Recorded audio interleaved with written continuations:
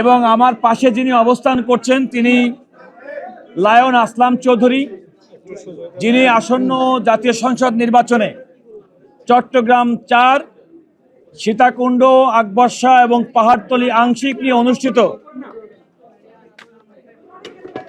এই নির্বাচনী এলাকায় বাংলাদেশ জাতীয়তাবাদী দল বিএনপি কর্তৃক মনোনীত প্রার্থী। রিটার্নিং কর্মকর্তা কর্তৃক তার মনোনয়ন বৈধ ঘোষণা করা হয়েছিল। তার বিরুদ্ধে এই কমিশনে আপিল করা হয়েছে। জনাব আসলাম চৌধুরী বাংলাদেশের অত্যন্ত নির্যাতিত একজন রাজনৈতিক ব্যক্তিত্ব। আপনারা জানেন যে বিগত ফ্যাসিবাদ আমলে মিথ্যা মামলায় বছরের পর বছর প্রায় অর্ধযুগ পর্যন্ত তিনি দীর্ঘদিন পর্যন্ত কারাগারে ছিলেন। পদ্মা সেতু, মেট্রো রেল এবং এলিভেটেড এক্সপ্রেসওয়ে নির্মাণের গর্বিত অংশীদার বসুন্ধরা সিমেন্ট।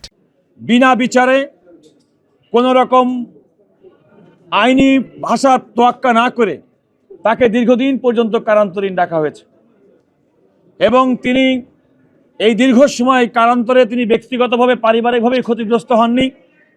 তার কোনো ব্যবসা পরিচালনা করতে দেওয়া হয়নি, তিনি কোনো ব্যবসা পরিচালনা করতে পারেননি, কোনো আর্থিক ব্যাংকিং কোনো সুবিধা করতে পারেননি, স্বাভাবিক জীবনযাপন করতে পারেননি।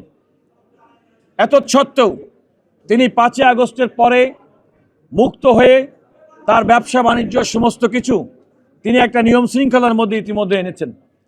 কিন্তু ওই যে আমরা আগেই বলেছি, তিনি একজন রাজনৈতিক ব্যক্তি। বিগত ফ্যাসিবাদ আমলে তিনি যেমন রাজনৈতিক জিঘাংসার শিকার হয়েছিলেন, বর্তমান সময়েও একইভাবে তিনি তার ব্যবসা পরিচালনার ক্ষেত্রে গিয়ে তার প্রতিপক্ষদের দ্বারা নানাভাবে নিগৃহীত এবং নির্যাতিত হয়েছেন। এবং আমি মনে করি নির্বাচন কমিশনে তার প্রার্থিতা বৈধতার বিরুদ্ধে আনা এই আপিলটি তার অন্যতম উদাহরণ। আমরা অত্যন্ত দুঃখজনকভাবে লক্ষ্য করেছি যে যারা আপিল করেননি এমন ব্যাংক আনক তারা নির্বাচন কমিশনে এসেছেন। তবে আমরা কমিশনকে ধন্যবাদ জানাই যে কমিশন তাদের প্রত্যেকের বক্তব্য শুনেছেন এবং প্রত্যেকের বক্তব্য শুনে জনাব আসলাম চৌধুরীর পক্ষ থেকে আমাদের যে বক্তব্য সেটা সন্তুষ্ট হয়ে তার প্রার্থিতাকে বৈধতা দিয়েছেন চূড়ান্তভাবে।